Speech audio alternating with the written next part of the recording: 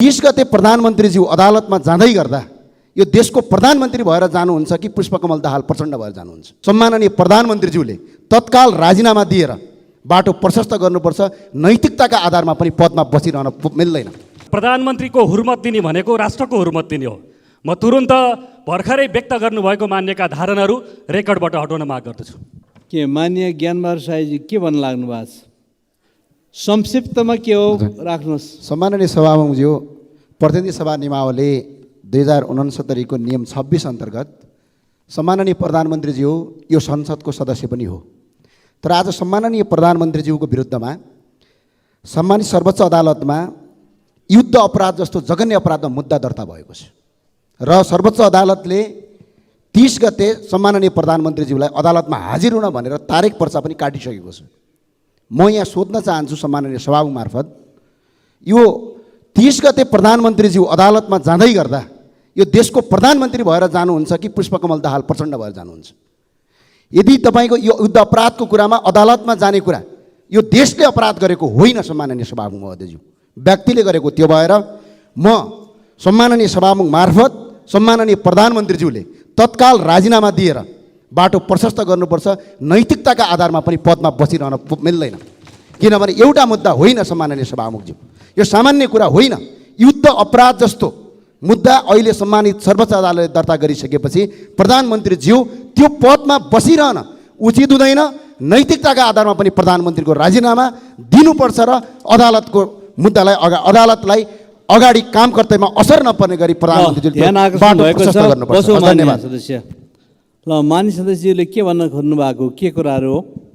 सामान्य सभामुख महोदय, भर्खरै मान्यज्यूले के आफ्ना कुराहरू राख्नुभयो। उहाँले हाम्रो नियमावलीको कुन धारा आकर्षित गरेर यी कुराहरू राख्नुभयो र प्रधानमन्त्रीलाई उहाँले एकहोरो गैर राजनीतिक तरिकाका साथ लखेटिरहनु भएको छ र प्रधानमन्त्रीको हुर्मत दिने भनेको राष्ट्रको हुर्मत दिने हो।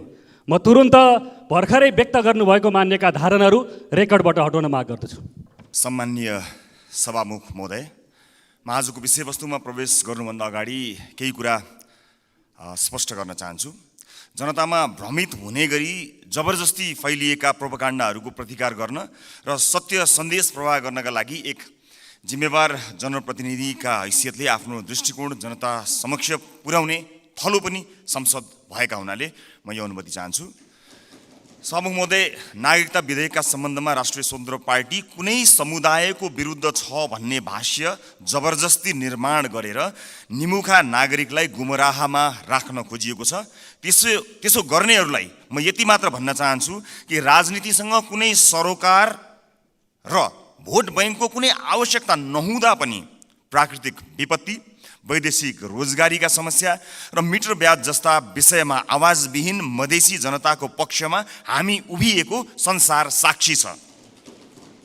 मैले श्रेय लिन खोजेको होइन, एउटा दृष्टान्त मात्र दिन खोजेको हुँ। सम्मान्य सभामुख महोदय, मलाई नागरिकले नागरिकता नपाउनुको पीडा थाहा छ, साँच्चै नै थाहा छ। कुनै पनि नेपाली नागरिक नागरिकताबाट वञ्चित हुनु हुँदैन, त्यो उसको नैसर्गिक अधिकार हो। जन्मसिद्ध नेपाली नागरिकका सन्तान र एकल आमाहरूका सन्तानको नागरिकताको अधिकार मेरो र तपाईँको जति नै सुनिश्चित छ हुनुपर्छ। सभामुख महोदय, मात्र वैवाहिक अङ्गीकृतका विषयमा मौन रहेका हुनाले यसबारेमा छलफल चलाउन खोजिएको हो र सम्मानित सभामुख महोदय मार्फत म जानकारी गराउन चाहन्छु। एकल आमाका सन्तानले नागरिकता लिँदा आमाले बाबुको पहिचान नै नखुलेको स्व घोषणा गर्ने व्यवस्था हाम्रा आमा दिदीबहिनीहरूको आत्मसम्मान विपरीत छैन यो?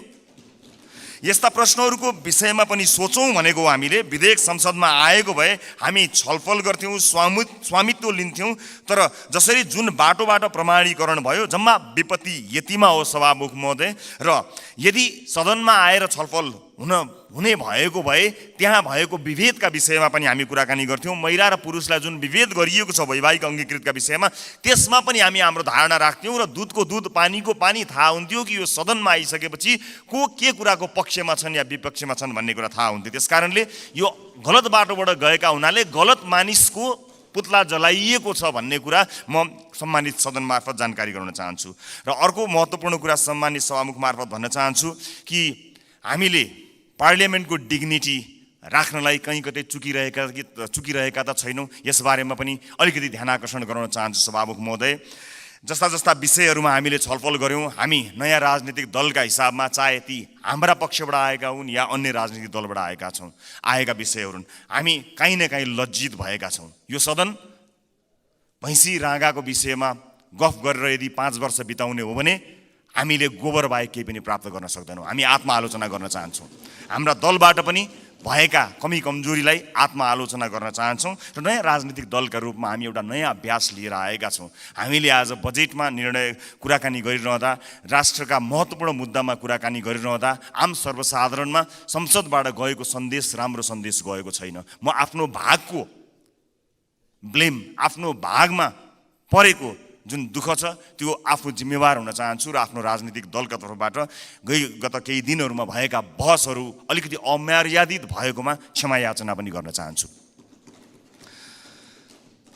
सामान्य सभामुख महोदय, म अब विषयवस्तुमा प्रवेश गर्न चाहन्छु। आगामी आर्थिक वर्ष 80-81 का लागि सरकारले गत 1 महिनामा विनियोजन विधेयकका प्राथमिकता, त्यसपछि नीति तथा कार्यक्रम अनि अहिले बजेट बारेमा बजेट प्रस्तुत गरेको छ। यी कार्यक्रमहरू हेर्दा मनमा एउटा प्रश्न जन्मिएको छ सभामुख महोदय। सरकारले प्रस्तुत गरेको यो विनियोजन विधेयकका प्राथमिकता, नीति तथा कार्यक्रम र बजेट एउटै सरकारले ल्याएर आएको हो कि फरक फरक सरकारको पालामा आएको भन्ने कुरामा म चाहिँ अलिकति दोधारमा परेको छु, किनभने यी कार्यक्रमहरूबीच तालमेल कहीँ कतै भेटिएको छैन। यसबारेमा छुट्टै बहस गरौँला। तर अहिले म बजेटमा केन्द्रित भई केही कुराहरू राख्न चाहन्छु। सामान्य सभामुख महोदय, एउटा उदाहरण मात्र यहाँ प्रस्तुत गर्न चाहन्छु। मान्नुहोस् कुनै एउटा परिवार छ, त्यो परिवारका 4 सदस्यले कमाउँछन्। एकजना सरकारी जागिरे छ भन्ठान्नुहोस्, एकजना कृषि कार्य गर्छ, एउटा खुद्रा पसल चलाउँछ, अर्को एउटा वैदेशिक रोजगारीमा जान्छ। त्यस परिवारको घरमुलीले आउने वर्ष हाम्रो प्रत्येक सदस्यको आम्दानी एउटा 5% भनौँ न, 5%ले बढ्छ भनेर हिसाब देखायो भने कसरी पत्याउने? घरमुलीले हिसाब देखाए जस्तो सबैको आम्दानीको वृद्धि दर एउटै कसरी हुनसक्छ सभामुख महोदय? जस्तै सरकारले दिने पारिश्रमिकको कुरा, त्यसको वृद्धि दर सरकारले निर्धारण गर्छ। व्यापारबाट हुने आम्दानीको त्यसको चाहिँ बजारको व्यवस्थापनले निर्धारण गर्छ। वैदेशिक रोजगारीमा हुने कुरा रोजगारदातामा भर पर्छ, श्रमको माग अनुसार भर पर्छ, ती देशको नीतिले निर्धारण गर्छ। कृषिबाट हुने आम्दानी, उत्पादनको अवस्था, बिक्री मूल्यहरूले निर्धारण गर्छन्। मैले दृष्टान्त दिएको घरमुलीको त्यो 5% को बेसुरा अनुमानको उदाहरण हाम्रो अर्थमन्त्रीज्यूको अनुमानसँग ठ्याक्कै मिल्छ कि भन्ने मलाई लागेको छ। यो बजेटमा माननीय अर्थमन्त्रीज्यूले चालु आर्थिक वर्षको जम्मा राजस्वको संशोधित अनुमानभन्दा आगामी आर्थिक वर्ष चाहिँ 24.37%ले राजस्वको वृद्धि हुने अनुमान गर्नुभएको छ। यो अङ्क याद गर्नुहोला माननीय सदस्यहरू, 24.37। यस बजेटमा माननीय अर्थमन्त्रीज्यूले राजस्वका 90 वटा शीर्षकहरूमध्ये 68 वटा शीर्षकहरूबाट प्राप्त हुने राजस्वको मूल्य दर 24.37% नै हुन्छ भन्ने अनुमान गर्नुभएको छ। साथै राजस्वका मुख्य आधारहरू जस्तै कर, गैर करको दुवैको वृद्धि दर पनि 24.37% अनुमान गर्नुभएको छ। त्यसै गरी करका स्रोतहरूमा आय, मुनाफा तथा पुँजीगत लाभमा लाग्ने कर, वस्तु तथा सेवामा आधारित कर र वैदेशिक व्यापारमा लाग्ने कर सबैको वृद्धि दर 24.37% हुन्छ भन्ने अनुमान गर्नुभएको छ। सामान्य सभामुख महोदय, होलसेलमा गरिएको यस्तो अनुमानबाट यो पुष्टि हुन्छ कि यो बजेटको लेखन एउटा झारा टार्ने काम र एउटा गैर जिम्मेवारी काम भएको अथवा हेलचेक्राइपूर्ण ढङ्गबाट गरिएको हो कि भन्ने आशंका गर्ने प्रशस्त ठाउँहरू रहेको छ। यद्यपि यो रेभेन्यू फोरकास्टरको रूपमा म आफूलाई प्रस्तुत गरिरहेको छैन र यो रेभेन्यू फोरकास्टिङको विज्ञ पनि म होइन, तर यसरी यो कुनै एउटा कम्प्युटरमा एउटा एक्सेल सिटमा चालु आर्थिक वर्षको अङ्क राखेर त्यसमा चाहिँ 24.37% जोडेर राजस्व वृद्धिको अनुमान, यो चाहिँ जो कोहीले पनि गर्न सक्ने म देख्दछु। फेरि पनि म जोड लगाउँछु कि म रेभेन्यू फोरकास्टिङको विज्ञ चाहिँ होइन। यस्तो हचुवाको भरमा अनुमानित बजेट प्रस्तुत गर्नलाई विद्वान अर्थमन्त्री अथवा विद्वान अर्थ मन्त्रालयका उच्च पदस्थ अधिकारीहरूको आवश्यकता पर्दैन भन्नका लागि चाहिँ रेभेन्यू फोरकास्टर हुनु पर्दैन भन्ने मलाई लाग्दछ।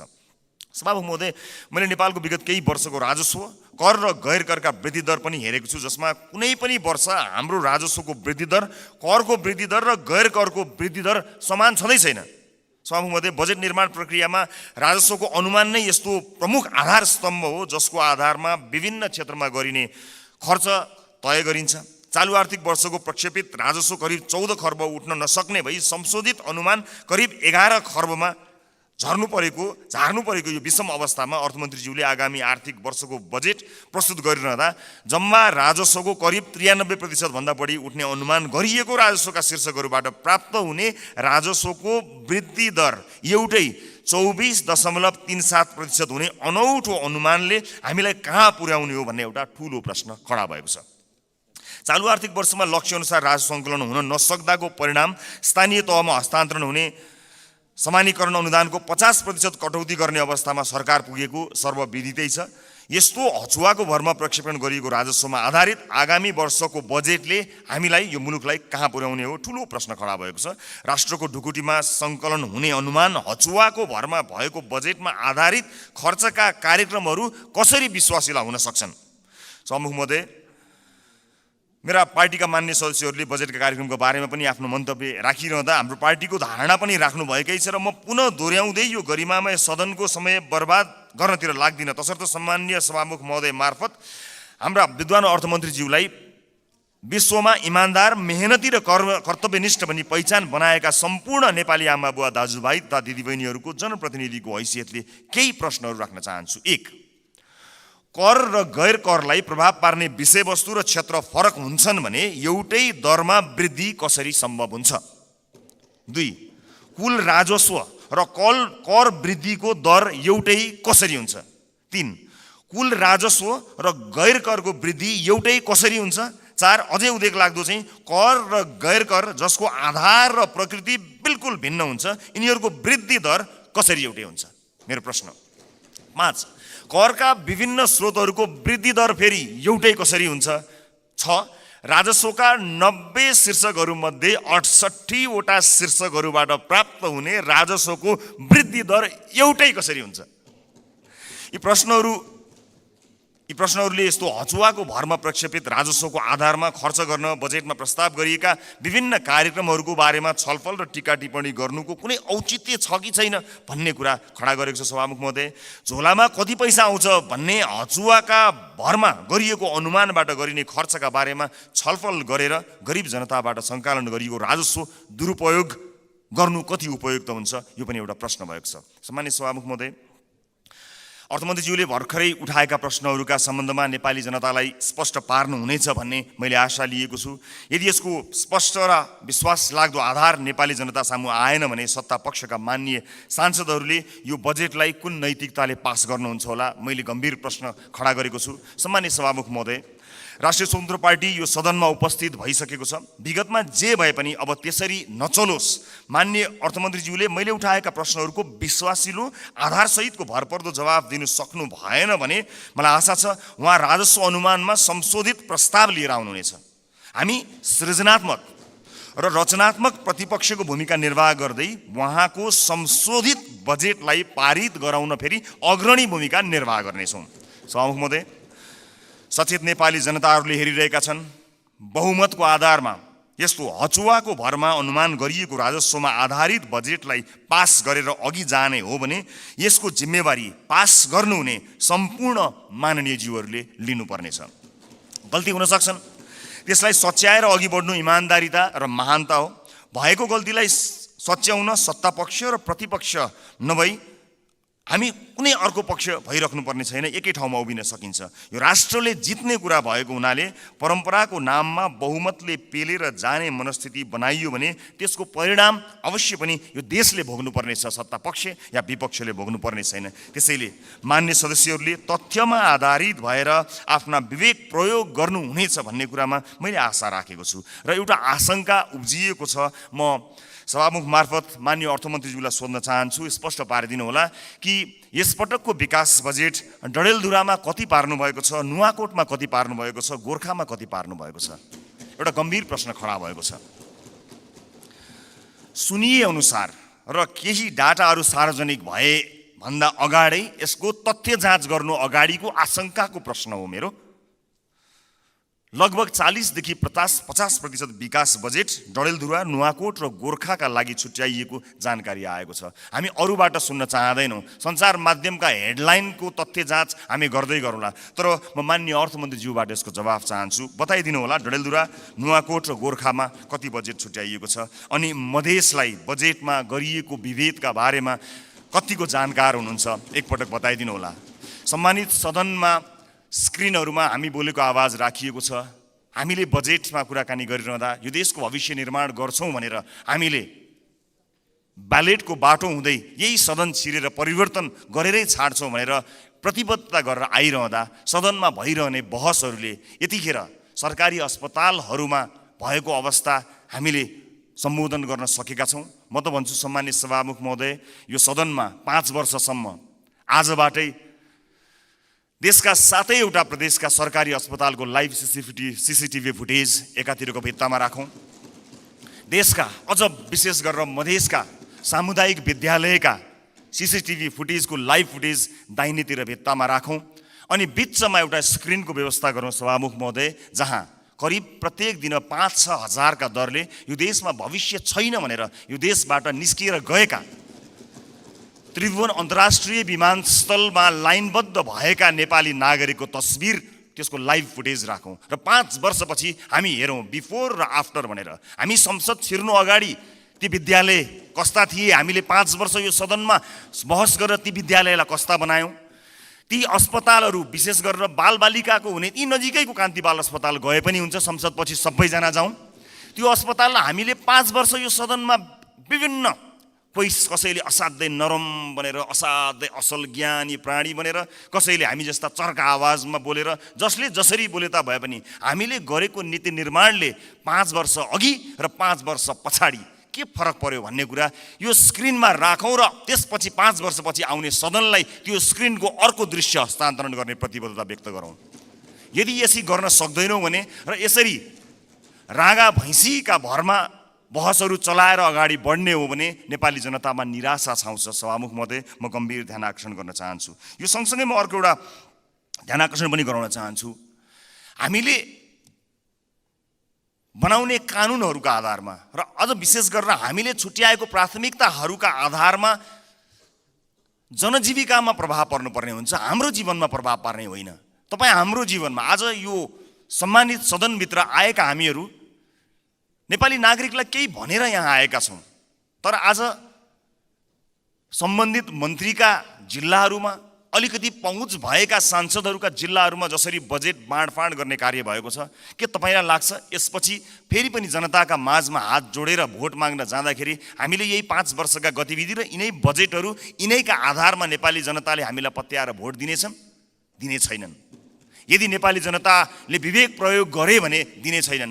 र जुन किसिमको बहस सम्मानित सदनमा केही दिन अगाडि भयो, त्यो बहस यदि निरन्तरता हुने हो भने सम्मानित सभामुख महोदय मार्फत भन्न चाहन्छु, म चाहिँ नेपाली जनतालाई अनुहार देखाउने हैसियतको रहने छैन। त्यसकारणले यो सदनमा हुने बहस अत्यन्त महत्त्वपूर्ण बनोस्, यहाँ हुने सरसल्लाहहरू महत्त्वपूर्ण बनुन् भन्ने कुराको ध्यान आकर्षण गर्न चाहन्छु र आफ्ना दलका तर्फबाट म यसको प्रतिबद्धता पनि व्यक्त गर्न चाहन्छु। सञ्चार माध्यममा आएका विषयलाई लिएर नै हामी कहिलेकाहीँ सदन अवरुद्ध पनि गर्दा रहेछौँ। त्यसको फ्याक्ट चेक गर्नु पनि महत्त्वपूर्ण हुने रहेछ। मैले निर्ममतापूर्वक भन्नै पर्छ, केही, सबै होइनन्, केही सञ्चार माध्यमहरूमा कयौँ व्यापारी व्यवसायीहरूले लगानी या विज्ञापनबाट प्रभाव पारेका छन्। यो सत्य हो। बोल्न धेरैजना किन डराउनुहुन्छ भने ती सञ्चार माध्यमहरूले गलत लेखिदिँदा आफ्नो छवि बिग्रन्छ भन्ने डरले कयौँ मान्यहरू बोल्नुहुन्न, तर त्यसो भन्न मिल्दैन।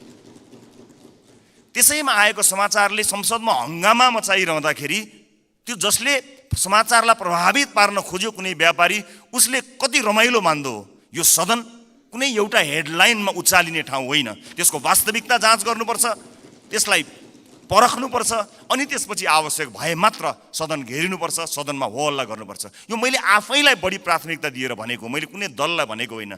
हाम्रो दल पनि यसमा सहभागी छ। त्यसकारणले हामी केही नयाँ गरौँ भनेर आएका दलहरू हामी पुरानै शैलीमा गयौँ र हामी पनि त्यही रोगमा लाग्यौँ भने मैले अघि भने जस्तै हामीले प्राप्त गर्ने भनेको यी गाई र भैँसीका अथवा भैँसी र राँगोका कुराकानी गऱ्यौँ भने अन्त्यमा हामीले प्राप्त गर्ने भनेको त्यो गोबर बाहेक केही पनि होइन। मैले सम्मानित सदनलाई यो कुरा जानकारी गराउनै पर्नेछ। सम्मानित सभामुख महोदय, यस सदनमा हामीले नेपाली जनताका लागि नीतिहरू बनाइरहँदा र विशेष गरेर बजेटमा प्राथमिकताहरू छुट्याइरहँदा हामीले छुट्याएको प्राथमिकताले आम नागरिकको जीवनलाई छुन सकेनछ भने, आम नागरिकको दैनिकीलाई प्रभाव पार्न सकेन भने हाम्रो लागि त्यो दुर्भाग्यको विषय हुन्छ। सरकारले विदेशमा रहेका नागरिकका लागि पनि अब भोटिङ राइट्स दिने, विदेशमा रहेका नेपाली नागरिकले पनि भोट हाल्न पाउने अधिकारको सुनिश्चितता गर्ने भनेर भन्यो। तर कहाँ छुट्याउनु भयो अर्थमन्त्रीज्यू बजेट? त्यसका लागि लगत सङ्कलन गर्न जानु पर्ला, निर्वाचन आयोग विदेशमा रहेका नेपालीहरूको बारेमा जानकारी लिन जानुपर्छ। त्यसका लागि कहाँ कतै मैले बजेटमा कतै मैले देखिनँ कि, मलाई क्षमा गर्नुहोला, तर त्यसलाई तपाईँले भन्नलाई त भनिदिनु भयो होला, तर प्राथमिकतामा राख्नु भएन। हामी फेरि पनि भन्न चाहन्छौँ, यो देशमा भविष्य नदेखेर विभिन्न कुरीतिका कारणले, हामीले भोग्नु परेका व्यथितिका कारणले मुलुकमै केही गरी खाउँ भन्ने अवसर नपाएर बाध्य भएर विदेश बसेका नेपालीहरूले आफ्नो देशको भविष्य छान्न पाउनुपर्छ, भोट हाल्न पाउनुपर्छ। त्यसलाई प्राथमिकताका साथ राखियोस्। म माननीय अर्थमन्त्रीज्यूलाई विदेशमा रहेका नेपालीहरूले मतदान गर्न पाउने अधिकारको सुनिश्चितताका लागि कति बजेट छुट्याउनु भएको छ, के व्यवस्था गर्नुभएको छ, म त्यसको लागि पनि जवाफ चाहन्छु। र जिल्ला निर्वाचन कार्यालयहरू खारेज गर्ने जस्तो निर्णय, गलत निर्णय सच्याइयोस् भन्ने कुरा पनि म भन्न चाहन्छु। किनभने संवैधानिक निकायहरूलाई, हामीले त्यसका काम कारबाहीहरूलाई यदि ध्यान दिएनौँ, तिनको स्वच्छतामा हामीले प्रश्न खडा गरेनौँ र त्यसलाई सरकारका मार्फत या कुनै मन्त्रालयका मार्फत ल्याएर राखिदियौँ भने त्यो साँच्चै नै दुर्भाग्यपूर्ण हुनेछ। त्यसकारणले यसलाई पनि पुनर्विचार गरियोस्। खर्च कटौतीका नाममा हरेक विषयलाई त्यसको गम्भीरता, त्यसको महत्त्व नबुझिकन गरियो भने त्यो साँच्चै नै दुःखद हुनेछ। म सम्मानीय सभामुख मार्फत यो ध्यान आकर्षण गर्न चाहन्छु। र अहिले बजारमा देखिएको वित्तीय सङ्कट, आम नागरिकले भोगेको वित्तीय सङ्कटलाई सम्बोधन गर्ने र त्यसमा उत्साह छर्ने किसिमका कुनै पनि कार्यक्रमहरू हामीले देख्न सकेनौँ। आज एकपछि अर्को सटरहरू बन्द भएका छन्। आज कयौँ व्यापारी व्यवसायीहरू बैंकको चर्को ब्याज तिर्न नसकेर कयौँ व्यापारी व्यवसायीहरू आत्महत्या गर्ने अवस्थासम्म पुगेका छन्। मेरै निर्वाचन क्षेत्रमा शङ्कर कणेलले आत्महत्या गर्नुभयो र उहाँको सुसाइड नोटमा लेखिएका कुराहरू गम्भीर छन्। यस्ता धेरै समस्याहरू देखिएका छन्। आज प्रत्येक 3वटा सटरमा एउटा सटर बन्द भएको अवस्था छ। आज सहकारीहरूका कारणले गर्दाखेरि जुन किसिमको बिल्लीबाट मानिसहरूको भएको छ, त्यसलाई सरकारले गम्भीरतापूर्वक सम्बोधन नगर्ने भयो भने धेरै मानिसहरू सडकमा आउन बाध्य भएका हुन्छन् र बेवस भएर यो मुलुक छोडेर विदेशमा रोजगारीका लागि जानुपर्ने अवस्था सिर्जना हुन्छ। अनि विदेशमा रोजगारीका लागि जानु पर्दाखेरि विदेशमा भएका हाम्रा राजदूतावासहरूको संयन्त्रले लाखौँको सङ्ख्यामा भएका नेपाली नागरिकहरूलाई सम्बोधन गर्नै सक्दैन। यहाँ केही गरौँ भन्दा गर्न पाएका छैनन्। देशै छोडेर जाँदा परदेशमा पनि दुःख पाएर बसेका छन्। मुलुकको समाजको वास्तविक समस्यासँग हाम्रो नीति, हाम्रो बजेट, हाम्रो कार्यक्रम कसरी अलग हुन सक्छ? सभामुख महोदय, समाजको चरित्रभन्दा, समाजले भोगेको पीडाभन्दा हामीले यहाँ गर्ने डिस्कसन, तपाईँ हामीले गर्ने संवाद कसरी फरक हुन सक्छ? सभामुख महोदय, समाजले भोगेको पीडालाई मलम लगाउन नसक्ने गरी हामीले गर्ने संवादको के अर्थ हुन्छ? सभामुख महोदय, त्यसकारणले म विनम्रतापूर्वक अनुरोध गर्न चाहन्छु सभामुख महोदय मार्फत कि नेपाली जनताको पीडालाई, नेपाली जनताले आज भोगेका समस्याहरूलाई, त्यसलाई महसुस गरेर, त्यसलाई लिपिबद्ध गरेर हामीले बजेटमा ध्यान दिनुपर्छ। र अन्त्यमा आगामी वर्षका लागि हामीले यसो गर्न सक्छौँ कि सानो एउटा सुझावसहित म बिदा माग्छु। बजेट बन्नुभन्दा 4-5 महिना अगाडि हरेक राजनीतिक दलका अझ विषयविज्ञहरू छन् भने उनीहरूलाई सहभागी गराएर प्राथमिकताका क्षेत्रहरू छुट्याउँ। कुनै पनि राजनीतिक दलले भोट माग्दाखेरि शिक्षा गुणस्तरीय र स्वास्थ्य आम नागरिकको पहुँचमा भनेर हामीले भोट मागेका हौँ नि। हाम्रो घोषणापत्रमा, हाम्रा वाचापत्रमा बाकाइदा लेखिएको छ नि। नेपालको संविधानले पनि त्यो अधिकारलाई सुनिश्चित गरेको छ नि। भनेपछि के सत्तापक्ष के विपक्ष कसैको विमति होला र? हामीले कस्तो शिक्षा नीति बनाउने? आउनुहोस् सबै राजनीतिक दलका साथीहरू एक ठाउँमा उभियौँ र एउटा साझा शिक्षा नीति सरकारलाई हामीले रेकमेन्ड गरौँ। किनकि तपाईँले भोट माग्दा पनि नेपाली जनतालाई राम्रो शिक्षा दिन्छु भन्नुभएको हो, मैले भोट माग्दा पनि नेपाली जनतालाई राम्रो शिक्षा दिन्छु भनेको हो। अनि यहाँ राजनीति कसरी भयो? तपाईँको जिल्लाका बाटोहरूमा भोट हालेपछि अब तपाईँ यहाँ कुनै नेताको जिल्ला अथवा गाउँठाउँमा बाटो पुर्याएर भोट माग्ने दिनको त अब अन्त्य गर्नुपर्छ। हजुर सिङ्गो देशलाई हेर्नुपर्छ। अब त त्यसरी चल्दैन बाँडेर। यो नागरिकको स्वास्थ्यका लागि आवश्यक पर्ने हेल्थ केयर बिल कस्तो हुनुपर्छ, सबै राजनीतिक दलका 101 छानेर एक ठाउँमा बसौँ बजेट बन्नुभन्दा करिब 4-5 महिना अगाडि, र हामी साझा अवधारणा बनाऊ र त्यसमा एउटा कमन कमिटमेन्ट गरौँ, त्यसलाई सरकारको शिक्षा नीति बनाऊ। कोही विपक्षमा हुने छैनन्, किनकि सबैको अपनत्व हुनेछ।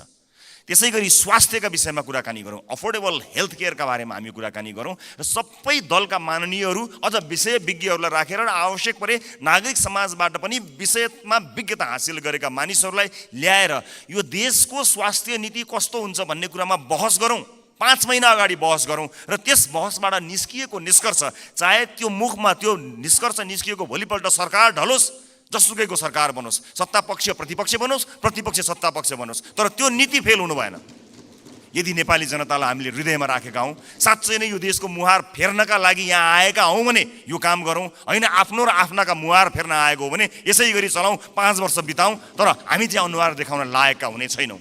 देशको मुहार जस्ताको तस्तै, तर राजनीतिज्ञको मुहार कति धेरै चम्किलो भएको छ हेर्नुहोस् त। किनकि हामीले जनताका मुद्दालाई चुनावका बेलामा मात्र सम्झ्यौँ, चुनाव पछाडि बिर्स्यौँ। म सम्पूर्ण माननीय सदस्यहरूलाई, सत्ता पक्ष प्रतिपक्ष जहाँ रहनु भएको छ, म सबैलाई विनम्रतापूर्वक अनुरोध गर्न चाहन्छु। नागरिकता विधेयकमा पनि हामीले भन्न खोजेको त्यही हो, ओनरसिप यहाँ छलफल हुन पाएको भए सम्भवतः त्यसमा भएका बुँदाहरूमा अथवा छुटेका विषयहरूमा छलफल गर्न सकिन्थ्यो। यहाँ भएका कुनै पनि दलका मान्य सदस्यहरूले नेपाली नागरिकले नागरिकताबाट वञ्चित हुन परोस् भन्ने कुरामा मत हाल्नै सक्नुहुन्न। कसले सक्नुहुन्छ र?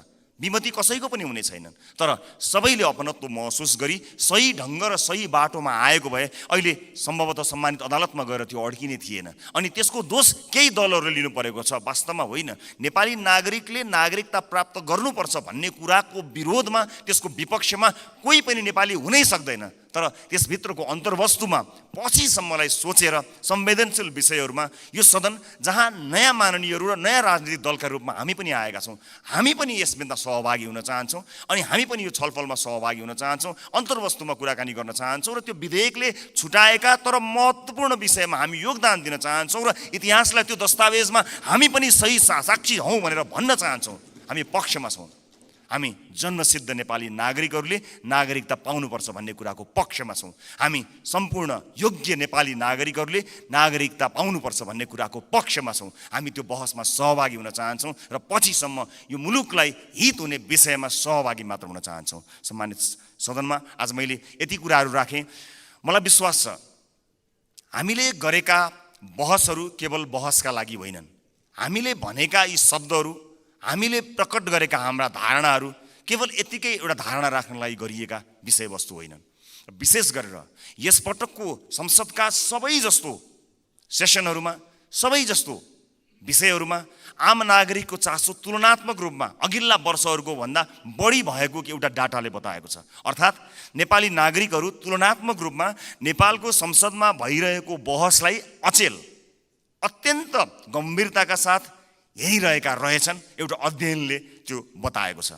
यस्तो चासोको विषय बनेको यो सदन हाँसोको विषय नबनोस्, महत्त्वपूर्ण निर्णयहरू आउन सकुन् र एक अर्कामा सहकार्य गर्दै संसदीय मर्यादालाई कायम राख्दै बहसहरू कायम गरेर मुलुकका लागि केही चिज दिन सकियोस्। र यो 5 वर्षमा जसरी भनिन्छ नि, हामी हाम्रो जीवनको 5 वर्षलाई पल्टाएर हेऱ्यौँ भने 5 वर्ष अगाडि हामी कहाँ थियौँ र 5 वर्ष पछाडि हामी कहाँ छौँ भन्ने कुरा हामी सजिलै हेर्न सक्छौँ। व्यक्तिको जीवनमा 5 वर्षको धेरै ठुलो महत्त्व हुन्छ, देशको जीवनमा पनि त्यो 5 वर्षको अझ धेरै महत्त्व हुन्छ। त्यसकारणले हामी यो सदनको जब अन्तिम दिनमा यहाँ बोल्नेछौँ, अघि मैले भने जस्तै हामीले विशेष गरेर देशको टड्कारो समस्यामा रहेका नागरिकको स्वास्थ्यमा यो 5 वर्ष सदनभित्र आएर हामीले के गर्यौँ त्यो भन्न पाइयोस्। त्यसपछि निर्वाचित हुने मान्यज्यूहरूलाई बुझाउन पाइयोस् हामीले यो देशका लागि यति गर्न सक्यौँ, बाँकी तपाईँको जिम्मा भन्न सकियोस्। अघिल्लो सदनले हामीलाई के बुझायो? आज अघिल्लो सदनले बुझाएका कयौँ भ्रष्टाचारका काण्डहरू काँधमा बोकेर हामी हिँड्नु परेको छ। त्यसको निराकरण गर्नुपर्दाखेरि यहाँ एउटा दलको नाम आयो भने अर्को दलले विभिन्न बहानामा बार्गेनिङ गरेर त्यसलाई विषयान्तर गर्न खोज्ने हो कि भन्ने आशंका पैदा भएको छ। एउटा विषय उठ्छ, त्यसपछि त्यो विषय सेलाउँछ, अर्को विषय उठ्छ। कता कता आशंका पैदा भएको छ। मैले भनेको थिएँ कि कहीँ पुराना राजनीतिक दलहरू एक अर्काको पोल खुल्ला भनेर आत्तिएका त छैनन्, विषयान्तर गर्न लागिरहेका त छैनन्। हामीलाई डर भएको छ। नेपाली जनताले नयाँ म्यान्डेट दिएर पठाएको राजनीतिक दलका रूपमा हामी पुराना माननीयज्यूहरूबाट सिक्न चाहन्छौँ, बुझ्न चाहन्छौँ। तपाईँको राजनीतिक लडाइँ र तपाईँको राजनीतिक इतिहासको मानमर्दन गर्ने हाम्रो ध्येय कहीँ पनि छैन। कुन सङ्घर्षले तपाईँले आज यो दिन ल्याउनु भएको छ? हामी त सजिलै राजनीतिमा आयौँ। साँच्चै भन्नुपर्दा हामीलाई राजनीतिमा त्यो सङ्घर्ष गर्नु परेन। तपाईँहरू त राज्यले लखेटेको, राज्यले मार्छु भनेको, भूमिगत बस्नु परेको, जेल जीवन बिताउनु भएको त्यति ठुलो सङ्घर्ष गरेर तपाईँहरूले यहाँ ल्याउनु भएको छ। हामीलाई गर्व छ तपाईँहरूप्रति। तर गर्व गर्न लायक, तपाईँको इतिहासमा गर्व गर्न लायक वर्तमान भइदियोस् भन्ने मात्र हाम्रो चाहना हो। एकअर्काप्रतिको वैमनस्यता, एकअर्काप्रतिको तिक्तता, सम्मानित सदनमा तपाईँहरू उखिरहँदा हामी के हेर्ने, मुस्कुराउने कि ताली पड्काउने कि ढ्यापढ्याप गर्ने कि मुख छोप्ने, त्यस्तो अवस्था हामीलाई सिर्जना नगरिदिनु होला। किनकि नेपालको राजनीतिमा तपाईँले दिनुभएको योगदानको हामी कदर गर्न चाहन्छौँ। हामी त्यो पुस्ता बन्न चाहन्छौँ जो अघिल्लो पुस्ताले गरेको राजनीतिक योगदानको उच्च मूल्याङ्कन गर्न सकोस्। तर सम्मानित सदनमा एउटा पार्लिमेन्टको डिग्निटीलाई नै हल्ल्याइदिने किसिमका गतिविधि हुँदाखेरि कता कता हामीलाई पनि त्यो रोग सरे जस्तो पनि कहीँ दिनमा भयो।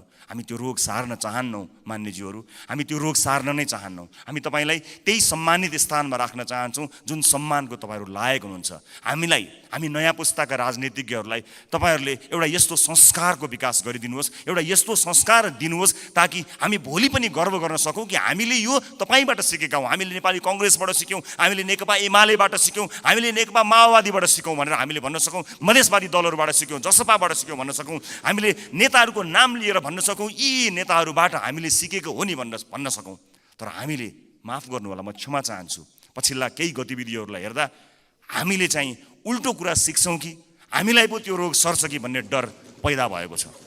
म सभामुख मार्फत सम्मानित सदनलाई यति भन्न चाहन्छु कि नीति कार्यक्रमहरू बन्दा, कानुनहरू बन्दा र बजेटहरू बन्दा नेपाली जनतालाई मूलधारमा राखियोस्, देशको वर्तमान समस्यालाई मूलधारमा राखियोस्। वैदेशिक रोजगारीले गाँजेको यो देश, यसका मूल समस्याहरूलाई मध्यनजर नराखिकन त्यसलाई नजरअन्दाज गरेर आँखा चिम्लिएर कहीँ पनि पुग्न सकिँदैन। त्यसकारणले नागरिकको स्वास्थ्य, नागरिकको शिक्षा र सामाजिक न्यायका पक्षमा उभिन सक्ने बनोस् बजेट, यही भन्न चाहन्छु। र म जाँदै सभामुख महोदय, मैले अघि एउटै दर रेट भएको यो डकुमेन्ट म शीर्ष नेताहरूलाई म उपलब्ध गराउन चाहन्छु। यसले देखाउनेछ 24.37% जुन मैले डाटा प्रस्तुत गरेँ त्यो म अझ स्पष्ट हुने गरी एक-एकवटा प्रमुख राजनीतिक दल र अर्थमन्त्रीज्यूलाई जाँदै हस्तान्तरण गर्नेछु। हस्, धन्यवाद, नमस्कार।